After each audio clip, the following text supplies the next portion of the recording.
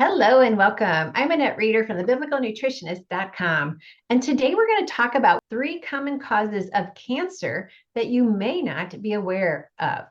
Now, you may say, but I'm not really concerned about cancer. But these three things actually contribute to almost every single disease. So whether you're focused on being preventative for cancer, going through the difficulties of cancer or overcoming cancer, or you just say, you know what, Annette, I just want to finish this race well, then pay attention to what my guest and I are going to talk about.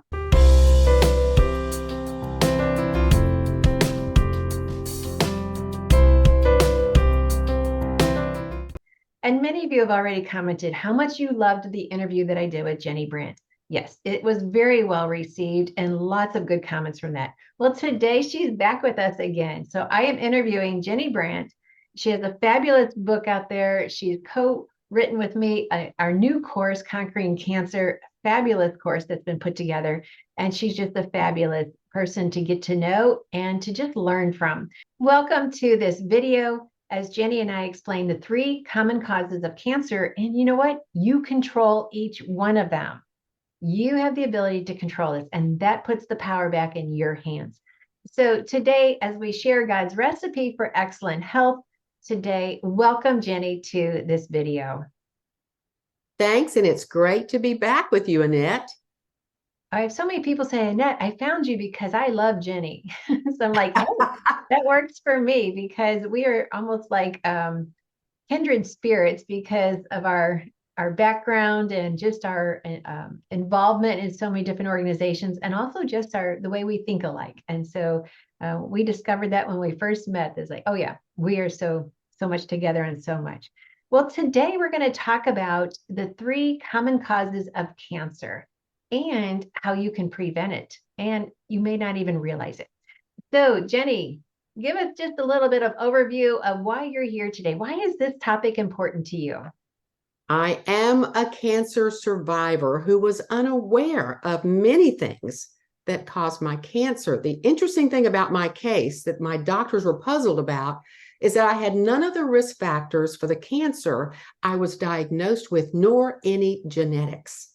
And so I went on a quest to discover what caused my cancer, because if I can't figure out what caused it, how am I going to prevent it from coming back? My cancer was aggressive, and I had to go through the whole, array of treatments in order to save my life, because formerly my cancer was not treatable, the aggressive nature, and people that got it just simply died. So things have changed, and I went through the cancer journey with flying colors and then restored my body.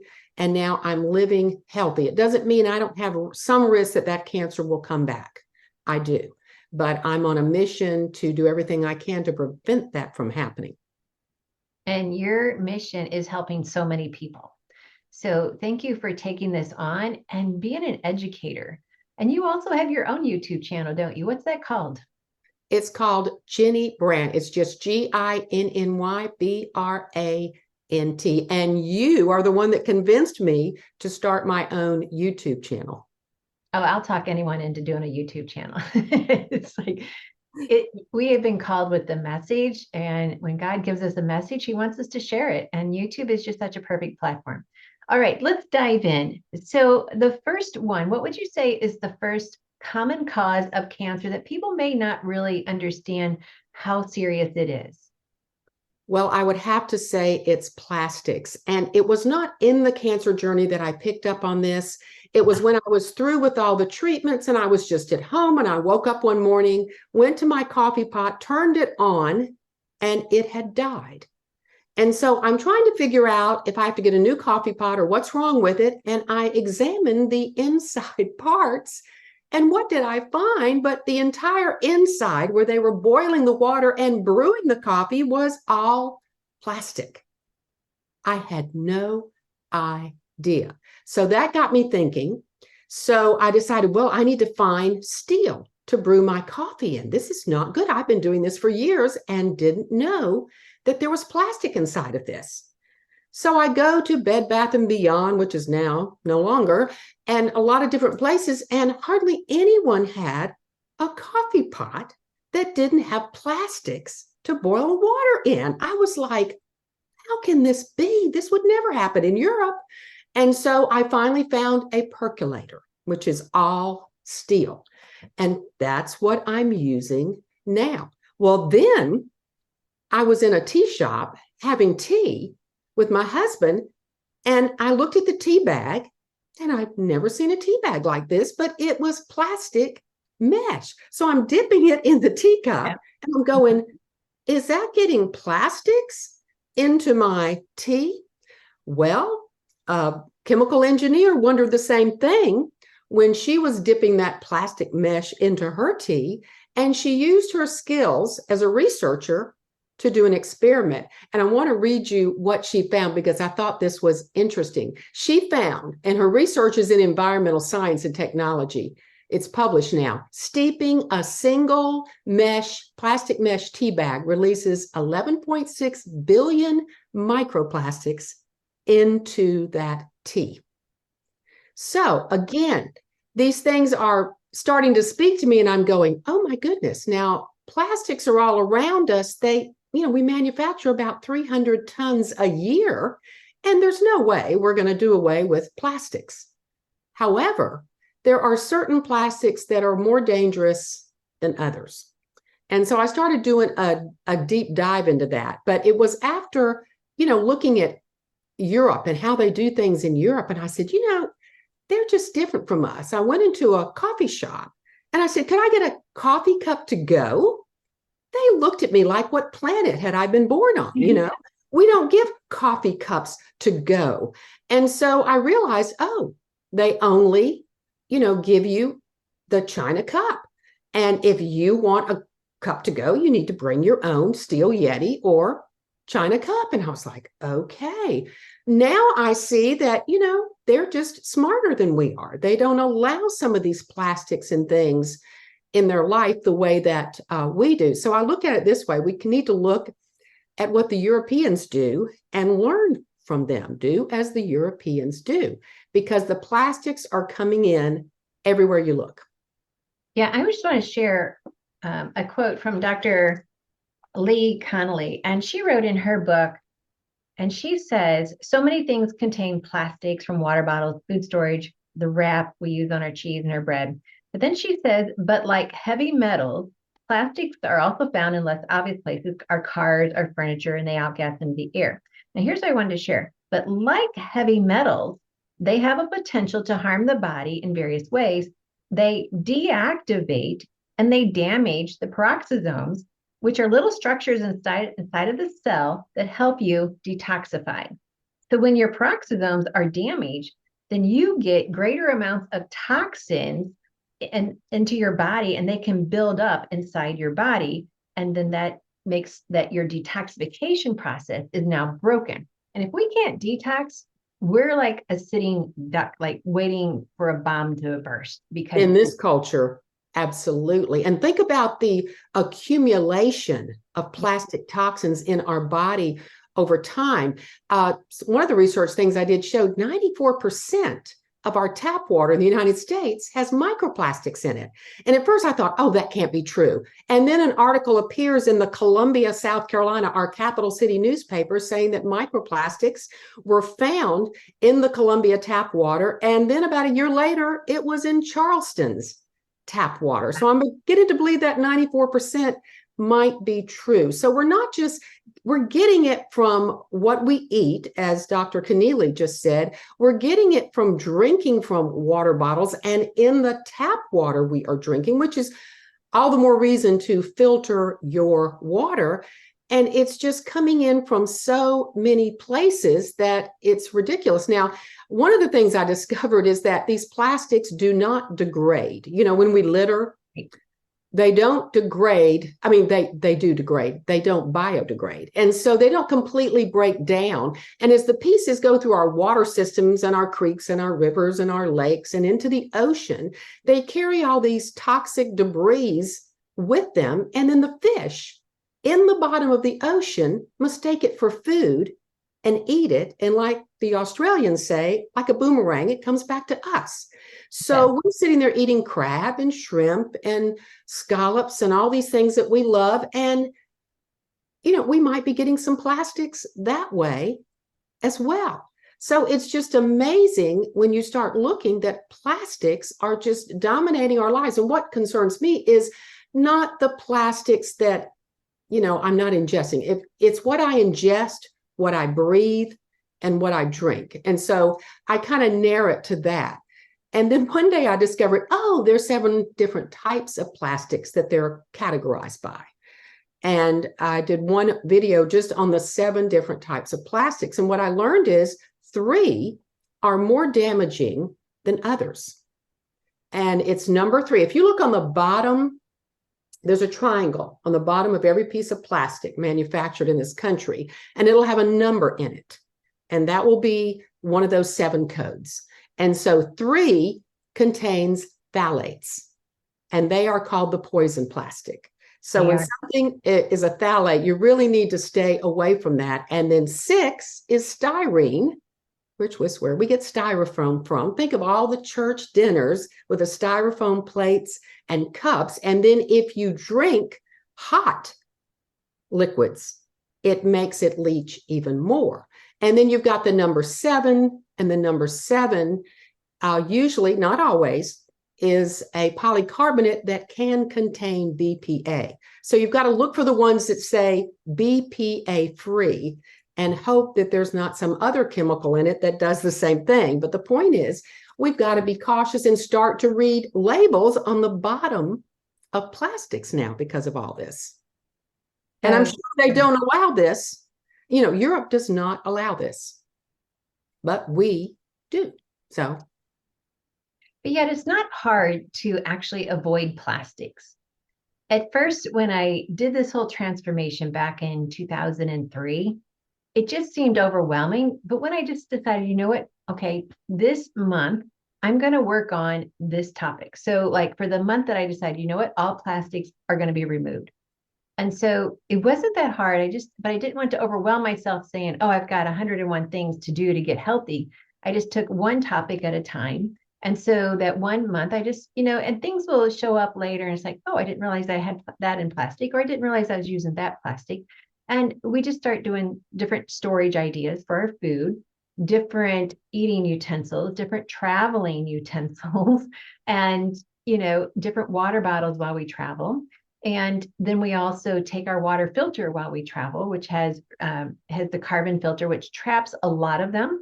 I think some of the microplastics can still get through, and then avoiding new furniture, avoiding some of the paints, and just different things like that. So any other suggestions for people to get rid of their plastics? Well, I think if you do what you and I do now, and that is I carry my steel Yeti with me. We're getting ready to get on an airplane in a week to go to Australia, and we'll be gone 5 weeks, and we'll be hiking and backpacking and doing all this stuff all over the place. And I'm going to be on that plane for 24 hours. So I know that my need for hydration in that case is going to be more important than whether that water comes from that airline's big gallon jug that has some plastic in it. But I will take on the plane with me my steel Yeti filled with water. And every time I change planes, I will fill it up again. And then I'll have to take from their water as well. But I think this idea of taking a steel Yeti with you to a church dinner, it goes in the car with me. I don't go anywhere without it, and a backup supply in the back so that I have clean water and so that I have it in something that's not going to leach plastics. And just like you, we're storing our food now in glass containers with the silicone tops. And, plastics are now out of my home, but they were loaded. My home was loaded with them. Yeah. So I was the average person who did not know until I got the cancer diagnosis. I think it's another thing to point out is, of course, this brewing tea and coffee, there's a better way to brew it, and most restaurants do it the right way. So that's good. But you got to look out for toys, and baby bottles and sippy cups can be made from the wrong kinds of plastics. And it's got to the point where the American Academy of Pediatrics has made a statement encouraging families to limit the use of plastics because they're seeing the impact on children. Yeah. And it's showing up in their IQ. So because plastics lodge in toxins or in fat, and our brain has fat. And then the other thing, as you know very well, is they can be plastics when they get into the body, can be a xenoestrogen, which means it's taking the place of a natural estrogen, which is where we start having a lot of hormonal issues, which can then lead to an estrogen type cancer. So, all right. Well, and that's why number 3, the phthalates, is one to avoid. So when you see that number 3, you know you're going to get phthalates in your system. So yeah, endocrine disrupting chemicals, not good for anyone, but especially for someone like me who had that kind of cancer. And yes, so it's just a lifestyle choice. And so now we just say, you know what, I'm not going to choose that anymore. I'm going to choose, either my stainless steel or my glass interior, and I'm just going to take this with me. So, like you, I take this on every flight. And sometimes I will have to fill up in the airport water, but I'm not drinking out of the plastic cups that they hand us. And so it's always my better choice. There's always a better choice to make. And that's all we can do. It is. It is. All right. Number 2 is a poor diet. Now, this is where my specialty is, because in the Treasures of Healthy Living Bible Study, we totally camp out on this, because between Genesis and Revelation, there are hundreds of verses that teach us what foods are actually good for us and what foods are not. And scripture is very clear. So I just call it the Bible diet. It's so clear how we are to eat. So we follow 3 principles, and then I'll let you kind of feed on these 3 principles. So principle number 1 is eat the foods that God called good for us. He's very clear in his word. These are the foods that I designed for you to eat. And so eating those foods, which we just call real food, every diet plan out there, and there's numerous ones, but the ones that work are going to pull you back to eating just real food, no label, just real food. So you got your fruits, your vegetables, if you eat meat, then I want to know the farmer. If I'm going to eat dairy, I want to know the farmer, or I want to know that it's organic. There's a lot of processes. I want to get back to the garden that God created for us. And so I can't get back to there, but I can get as close to the food that he's created for us. Principle number 2 is eat the food as close to the way God designed it.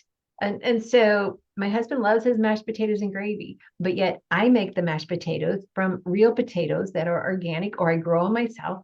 And the gravy I make myself also, just with my own broth and, maybe some organic cornstarch. So it's as close to the way God designed it, but we don't feast on potato chips all day long. So because they can't always control that. And then number 3 is don't let any food become an addiction. And this is where cancer really can play havoc when we have addictions that are heavy sugar consumption, and overuse of salt. I'm not against salt because salt has a purpose. Right. For other products that are fake foods, I call them lab experiments, and they create what's known as the $billion bliss effect. In other words, scientists make billions of dollars to create that bliss effect in these fake foods. So you say, yeah, but a blueberry doesn't taste as good as that fake blueberry stuff. Right. That's the $1 billion bliss effect. And so it's so easy to get caught up into it, but yet it has consequences in the years to come. So what's your take on all of that?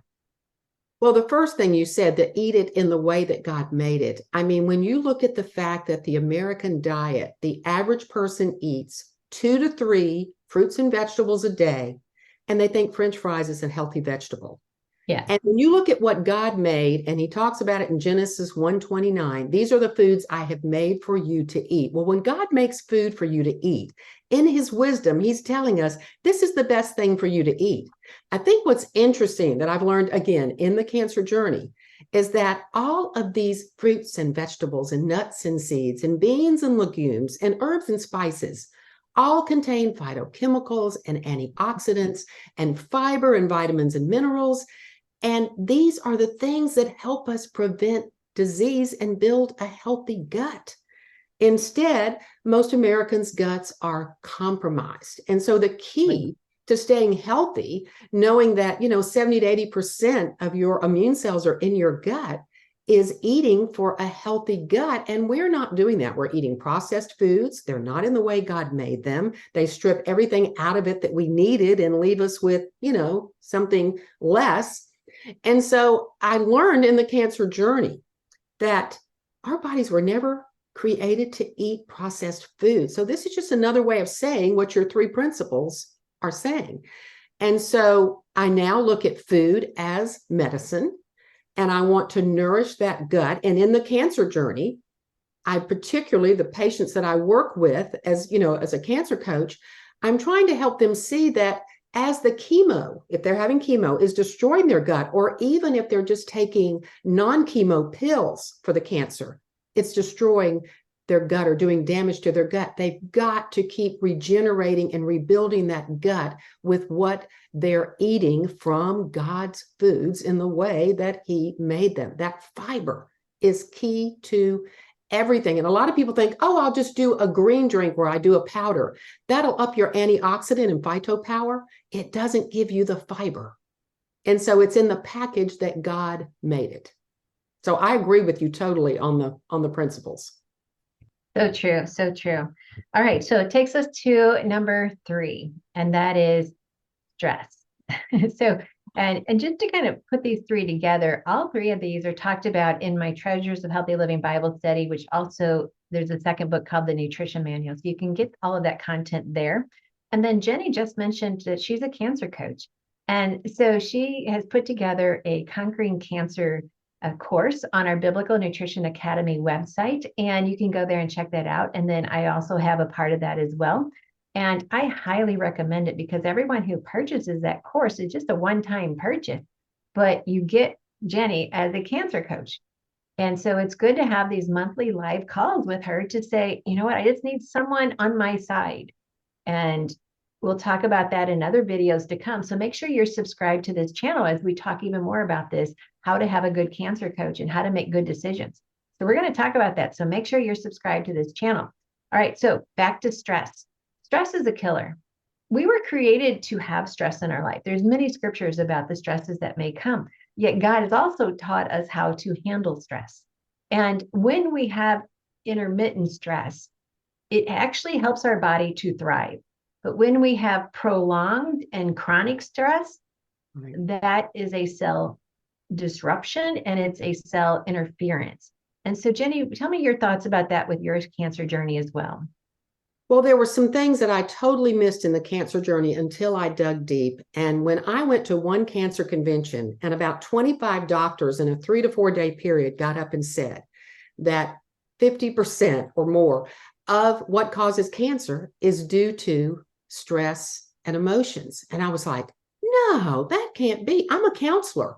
And then I started looking at the research, the ACEs study, about adverse childhood events on children, and all the research on how positive emotions enhance the immune system and these chronic negative emotions suppress the immune system. And I looked back at my life, and I had a real health nut person who knew a lot look at me and say, Ginny, you don't think that the fact that the past 15 years you have had a full-time job while taking care of all 4 parents as they died, a father with Alzheimer's, which was the most difficult journey of my life, and of course my mom with cancer, and then both of my in-laws at the same time. You don't think that had anything to do with your cancer? And I honestly didn't.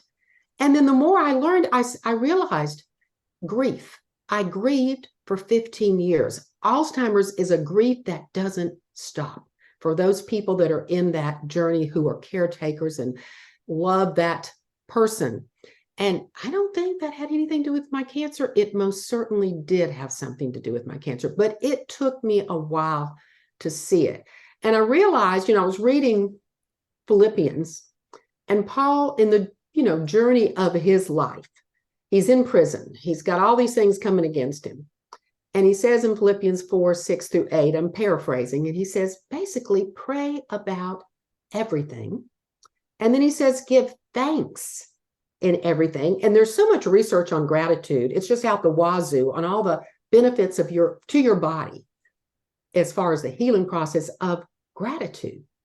And so he says, pray, give thanks, and basically don't concentrate on all the things and all the negative things. And you're in the cancer journey. Let me tell you, there's a lot of negatives, a lot of negative side effects, and you can dwell on that all day long and lose sleep all night over it. If you've made a decision to do something that has negative side effects, look at all the positive and don't concentrate on that.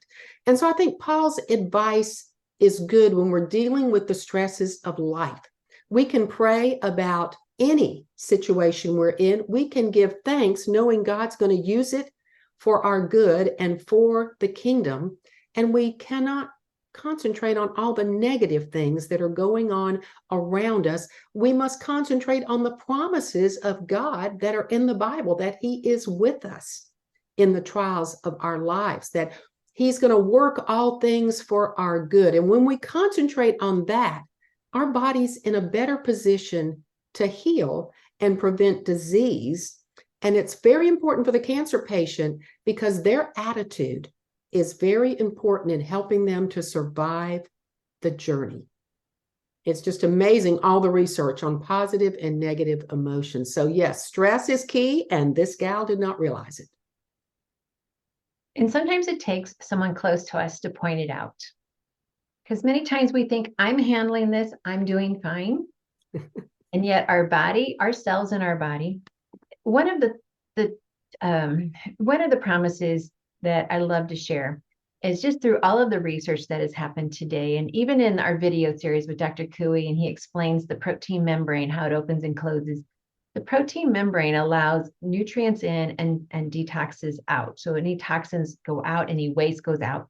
But yet a protein membrane around every cell, it responds to your prayers and it responds to your beliefs. So he was a professor at Baylor University, and they did this under the microscope. They could tell that when a person prayed, the protein membrane opened up wide. He said, when you laughed, it opened up wide. Yes. And scripture says laughter is the best medicine. Yes. And then there's another doctor in the book on the biology of beliefs. Her research was on AIDS victims, and those who would declare it with every morsel in their body that God loves me, they had a higher T cell count. They had less viral load in their bloodstream. They were able to overcome the effects of the AIDS. And so what this means is every cell responds to the maker's name. It doesn't respond to Allah because Allah is dead.